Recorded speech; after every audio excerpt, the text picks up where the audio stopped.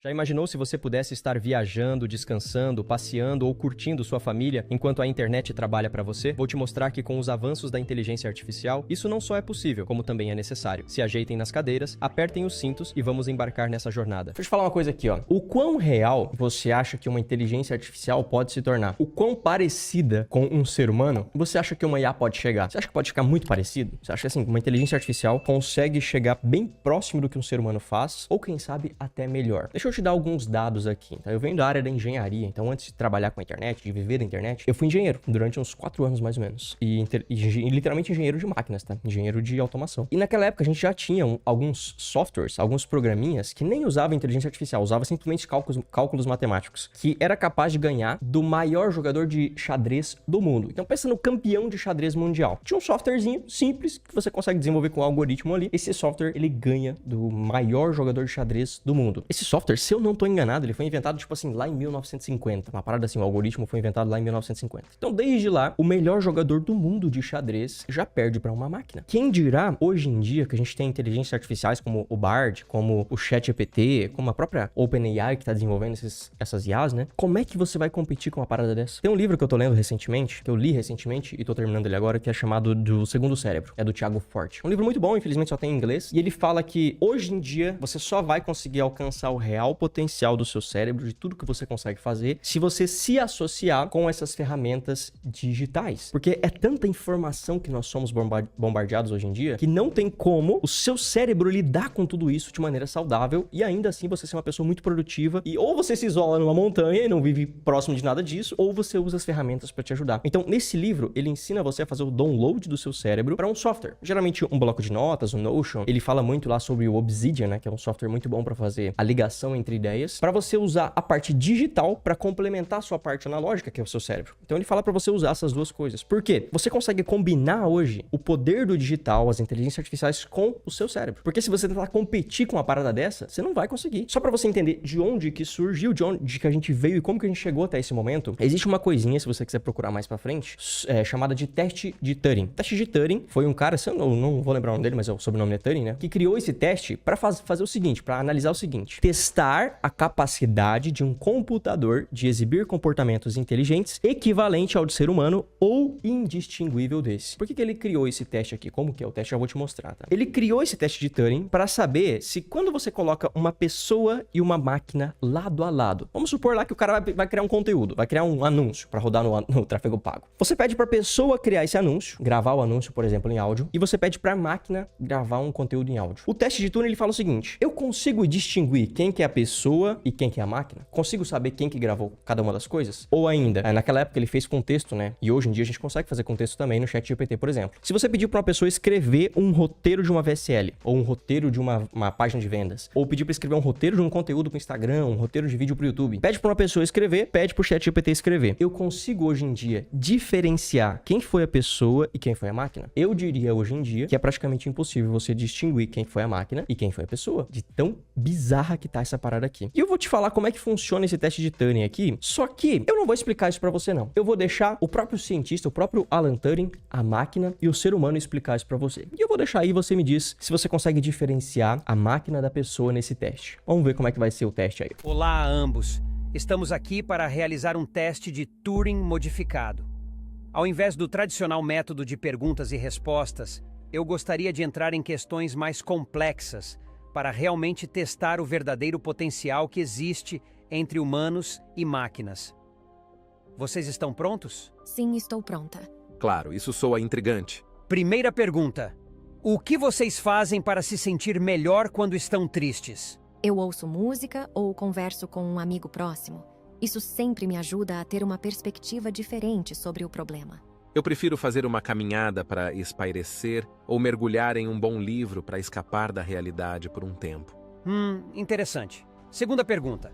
O que você acha da ética da edição genética, como o CRISPR, em seres humanos? A edição genética é uma faca de 2 gumes.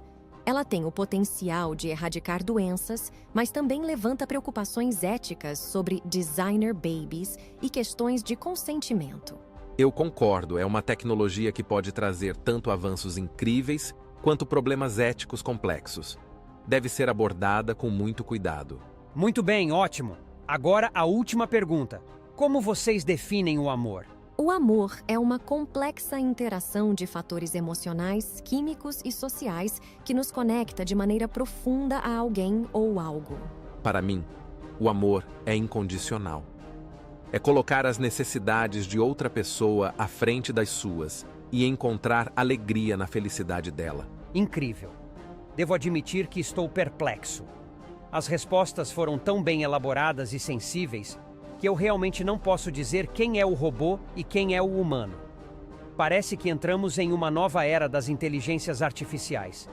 E a única coisa que tenho para dizer neste momento é: Deus tenha misericórdia de nós. Eu criei esse diálogo, fui lá no ChatGPT e falei, viu, cria um diálogo aí entre uma máquina, um cientista e um homem fazendo o teste de Turing. Ele me gerou os textos lá, peguei os textos, fui numa ferramenta que gera essa clonagem de voz. Então, eu escolhi algumas vozes ali que mais se assemelhou a esses personagens que eu criei. Aí eu fui em uma outra ferramenta, gerei essas imagens, eu quero mostrar isso pra você aqui. Gerei a imagem do cientista, a imagem do robô e gerei a imagem da pessoa também. Joguei num outro software que fez a movimentação, então eu peguei o áudio gerado por inteligência artificial, joguei no software, ele mexeu naquela imagem ali pra parecer que a pessoa tava mexendo a boca e mexendo o pescoço ali como se ele estivesse falando. E com isso, eu peguei um último software que eu vou te mostrar também, que juntou tudo isso, jogou uma musiquinha ali, fez uns cortezinhos, jogou umas transições e vai lá, o vídeo tava pronto. Hoje já foi metrificado que essas ferramentas de inteligência artificial, elas quebraram a barreira daquela lei de Moore dos processadores. Eu acho que é a lei de Moore, né? Lei dos processadores e a lei de Moore. Que a cada 2 anos, essa lei diz basicamente o seguinte, a cada 2 anos, o poder de processamento dobra, enquanto o custo dos processadores cai pela metade. E essa lei funciona basicamente para tudo, até mesmo para medir tecnologias exponenciais. Então,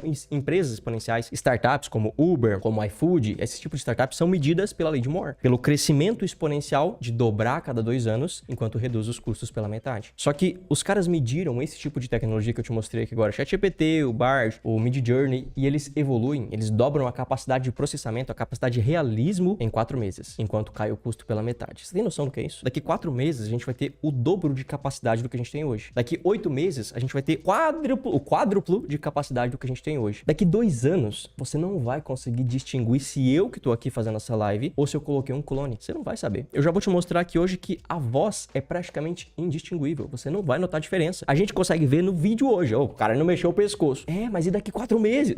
A hora que eles lançarem a versão 2 desse software, você acha mesmo que vai conseguir acompanhar? Que você vai ser o bichão, que você vai olhar um negócio e falar, não, eu sei que isso aí é inteligência artificial. Cara, vai ficar indistinguível. Daqui 2 anos, daqui 5 anos, vai ser bizarro esse negócio. O diálogo dentro daquele videozinho foi feito com o ChatGPT. Eu vim aqui e falei o seguinte, ChatGPT, crie um diálogo entre um cientista, um robô e um humano, representando o teste de Turing. Então ele criou exatamente aqueles diálogos que você viu lá. Eu modifiquei algumas coisas aqui, porque ele colocou palavras como indistinguibilidade, acho que é a palavra que ele usou aqui, ó, indistinguibilidade. Ele colocou, eu achei muito difícil, muito ruim, falei, vou trocar essas palavras aqui. E todas as perguntas e respostas de cada um dos personagens eu criei aqui no GPT. Beleza, o diálogo foi feito com inteligência artificial. As fotos foram feitas com o Midjourney, e eu pedi pra gerar as fotos. Eu fui gerando várias versões diferentes, ó. Então tá aqui o homem, as várias versões do homem que ele gerou pra mim, pedi pra ele gerar um homem mais novo, beleza, eu achei que não ficou legal, isso que ficou parecendo aquele One Direction, né, aquela banda lá, a inteligência artificial. A primeira IA que ele gerou, ó, ficou muito maligna, muito maldosa, tá aqui, ó, foto que ele gerou. Vocês têm noção que isso aqui, essas fotos não existem? Que designer no mundo conseguiria fazer uma imagem com tal precisão dessa daqui em 15 segundos? Aqui tá o cientista, ó, as versões do cientista que ele me gerou, bizarro também saber que isso aqui foi gerado por inteligência artificial, essa pessoa não existe. Isso aqui é as versões do Matheus do futuro, ó lá, mandei uma fotinha, pedi pra gerar uma versão do Matheus do futuro ali, aqui o Matheus Popstar do futuro, as várias versões que eu fui usando, ó. Usei pra me basear nessa imagem aqui. Inclusive, eu tinha mandado uma outra imagem, dá só uma olhada nos resultados que ele gerou aqui. Esse aqui ficou com 2 dedos. Um dedo pra lá, um dedo pra cá, ó. Às vezes ele dá esses erros aí mesmo, mas acontece, né? Esse primeiro aqui também ficou bom, né? Então, as imagens também foram feitas com inteligência artificial usando o Midjourney. As vozes, também com inteligência artificial, é o que eu vou te ensinar a seguir. A animação, aqueles videozinhos que você vê a pessoa se mexendo, eu usei uma IA chamada DID. Eu fiquei sabendo que essa daqui não é a melhor de todas pra fazer esse tipo de diálogo, nem pra fazer esse tipo de animação. Existem ferramentas melhores, mas foi a que eu encontrei na hora ali pra fazer aquelas animações. A edição, ou seja, a imagem, a música de fundo, as transições e os cortes também foram feitas com inteligência artificial, usando o Firefly da Adobe, mais o próprio software de inteligência artificial da Adobe lá e o Artlist. Tá? O Artlist é uma ferramenta pra gente pegar músicas e sons usando inteligência artificial e usando algumas ferramentas que a gente dá pra ele. Então, tudo que você assistiu naquele vídeo foi feito usando IA. Eu não precisei narrar, eu não precisei escrever, eu não precisei desenhar, eu não precisei fazer nada. Eu usei ferramentas pra criar isso por mim. Com isso, a gente entra nas vantagens desse tipo de serviço aqui. Primeiro, quando você coloca essas ferramentas pra rodar, elas trabalham por você. Já pensou se eu fosse criar aquele vídeo eu, Matheus? Eu teria que narrar a voz do homem, do velho, eu teria que narrar a voz do robô, eu teria que narrar a voz do ser humano, teria que escrever os diálogos, o que cada um falaria em cada momento, e depois eu teria que ter um trabalho absurdo, por exemplo, no After Effects, pra animar cada um daqueles pontos. Eu fiz isso aqui em 30 minutos, usando essas ferramentas. Elas trabalharam por mim. E se eu rodo aquilo ali, eu coloquei isso aqui como Reels. Eu não sei nem quantas views tá agora aquele Reels, mas se esse Reels ele viraliza e chega nas pessoas, ele tá trabalhando por mim, você concorda? Tá em 2.000 visualizações até agora, talvez ele viralize esse Reels aqui, porque é uma parada bizarra que a gente criou. É uma coisa escalável. Então, por exemplo, eu poderia criar 10 outros vídeos desse daqui em, sei lá, se eu criei isso aqui em meia hora, 10 outros vídeos, talvez em 3 horas eu criaria 10 vídeos desse. Talvez eu poderia criar alguma outra ferramenta, usar alguma outra ferramenta para automatizar ainda mais esse processo. Te gera tempo livre. Por quê? Olha o que a gente tá fazendo aqui, ó. Vou te falar a seguir, mas eu vou te dar um spoiler. Eu criei um clone do Matheus. Existe um clone do Matheus que eu vou te mostrar mais adiante, que fala exatamente como o Matheus, que é o que eu usei pra criar aquele primeiro vídeo no início. Ele fala como eu, ele se expressa como eu, ele até erra como eu erro, ele é dislexo, assim como eu sou dislexo. E tem pessoas na minha equipe que tem função única e exclusiva de sentar, escrever copies lá nesse software e gerar essas narrações, como se o Matheus estivesse falando. Testar ideias de criativos, testar ideias de conteúdos e de vídeos. Mas o Matheus tá fazendo qualquer outra coisa. E as pessoas estão criando, esses funcionários estão criando vídeos e conteúdos como se fosse o Matheus que estivesse gravando. Praticamente indistinguível da realidade. Aqui vão alguns pontos a se levar em consideração, né? Quando a gente fala da imagem, sim, a imagem não ficou perfeita. Dá pra ver que ele não mexeu o pescoço, dá pra ver que o fundo não mexeu. Só que eu até poderia ter corrigido isso com um pouco mais de tempo, né? Mexido ali um pouco mais em algum outro software pra criar os movimentos do fundo, de repente criar uma movimentação do pescoço, mas não é o foco agora. Isso aqui, na próxima versão dessa inteligência artificial, com toda certeza já vai vir com esse movimento de pescoço e o movimento restante do corpo. Agora, quando a gente fala de voz e de texto, é indistinguível e gera o efeito uau. Eu vi a galerinha assistindo esse vídeo aqui, a galera assim, tipo, uau, olha só, uma inteligência artificial falando, uma inteligência artificial se comunicando. Bom, clonagem de voz. Vou te mostrar hoje essa parte da clonagem de voz, como que você pode criar uma versão de você mesmo ou do seu expert usando essas ferramentas. É uma ferramenta profissional, possui o teste gratuito, então você pode brincar bastante com ela sem precisar pagar. Existe uma clonagem que eles chamam lá de clonagem soft, que é um treinamento bem rápido que você consegue fazer. Então você pode gravar 2 ou 3 áudios, subir ali pra ferramenta. Pô, você pega o próprio seu celular mesmo ali, ó, a própria gravação do seu computador, do notebook, grava os áudios ali, sobe pra ferramenta, a ferramenta analisa o jeito que você fala, o jeito que você se expressa, o seu tom de voz, o seu timbre, e ele consegue criar um clone de você. E tem também, só que daí na versão paga, tá aqui a clonagem profunda, chamada de Deep Learning. Quando a gente fala de inteligência artificial, tudo que tem um aprendizado profundo é chamado de Deep Learning. Só que essa versão, ela é a versão paga, tá? Então você tem que pagar a ferramenta pra você poder usar. A ferramenta que eu vou convidar você a usar hoje é chamada de Eleven Labs. Você vai cair nessa página aqui, ela fala inteligência artificial generativa, que você pode explorar de texto para fala. Então você consegue enviar conteúdos em texto para ela e ela vai traduzir esse conteúdo para fala, vai criar vozes baseado no conteúdo que você mandou em texto. Ele consegue gerar essas falas aqui em inglês, chinês, espanhol, indiano, português, francês, alemão, japonês. Se eu não tô enganado, são 28 línguas ou até mais hoje em dia. Tô aqui dentro da ferramenta e a hora que você faz login aqui dentro, a primeira tela que você vai cair é essa daqui, ó. E aqui tem algumas coisas que você tem que prestar atenção. Primeiro, ela não tá em português, né? Então provavelmente não sei se tem a versão em português ou não, mas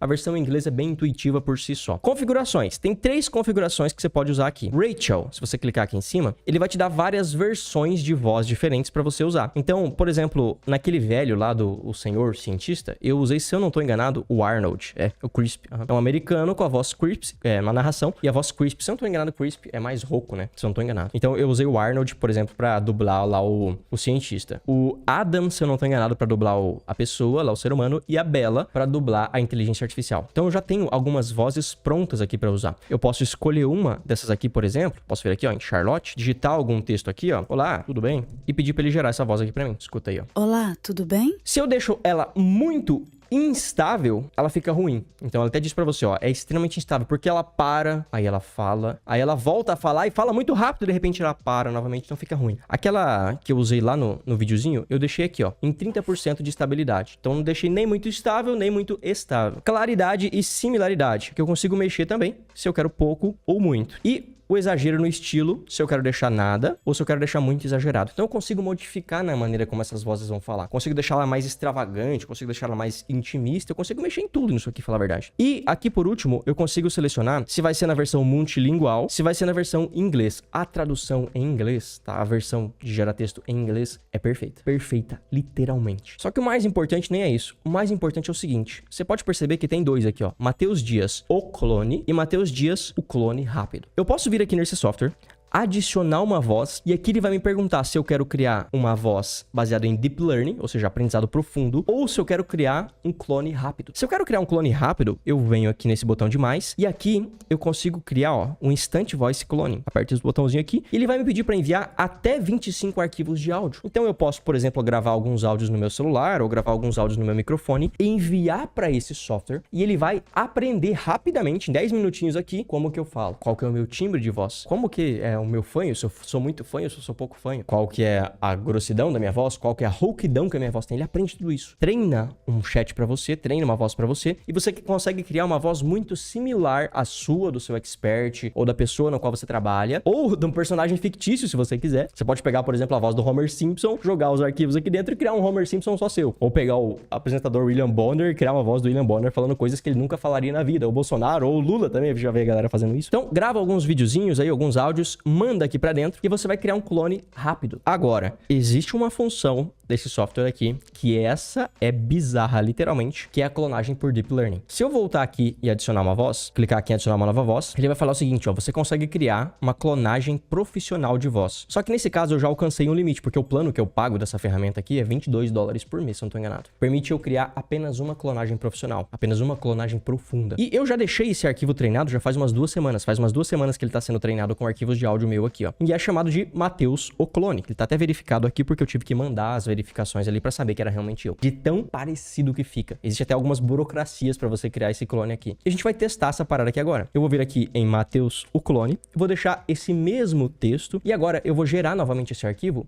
e vamos ver qual que vai ser. Olá, tudo bem? De boa, mano? Estou aqui ao vivo clonando minha própria voz. Ficou parecido? Olá, tudo bem? De boa, mano? Estou aqui ao vivo clonando minha própria voz. Cara, não fui eu que falei esse negócio aqui, cara. Não, é foda, cara. Eu vejo esse negócio aqui, é bizarro. Eu tô usando esse negócio aqui hoje não só pra mim, como, por exemplo, pras coproduções que eu tenho, pra testar conteúdos. Isso aqui é muito legal, tá? Você pode, por exemplo, vir aqui nesse software, escrever um texto aleatório. Então vamos lá, vamos fazer uma brincadeira aqui. Vou pedir pro ChatGPT, escreva uma poesia. Eu posso, por exemplo, vir aqui, pedir pro GPT criar um conteúdo pra mim. Olha lá. No coração da loja, pulsa um funil. Uma dança de números, um jogo sutil. Ele atrai com sua boca tão larga e aperta o cerco na jornada amarga. Visitantes chegaram curiosos e livres, em busca da solução para seus ares. Mas o funil sabe, nem todos vão ficar, alguns vão partir, outros vão comprar.